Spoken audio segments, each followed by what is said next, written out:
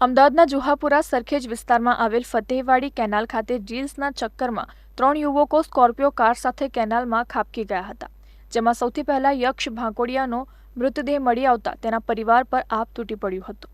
આ ઘટનામાં યક્ષનો મૃતદેહ મળી આવ્યાના થોડા કલાકો પછી યશ સોલંકીનો પણ મૃતદેહ મળી આવ્યો છે. જોકે હજુ સુધી અન્ય એક ક્રિશ દવેની અત્યાર સુધી કોઈ ભાળ મળી નથી. ફાયર બ્રિગેડની ટીમના સભ્યો હજુ સુધી એમને શોધી રહી છે. માહિતી અનુસાર યક્ષ નામનો યુવક આ કાર ચલાવી રહ્યો હતો, પરંતુ અકસ્માતના સમયે યશ સોલંકીને કાર ચલાવવા આપી હતી, જેને કાર ચલાવતા આવડતી નહોતી અને ભૂલથી બ્રેકની જગ્યાએ એક્સિલેટર પર પગ મૂકી દેતા કાર સીધી કેનાલમાં ખાબકી હતી. આ સમગ્ર ઘટના અંગે એમ ડિવિઝન ટ્રાફિક પોલીસે તપાસ શરૂ કરી છે.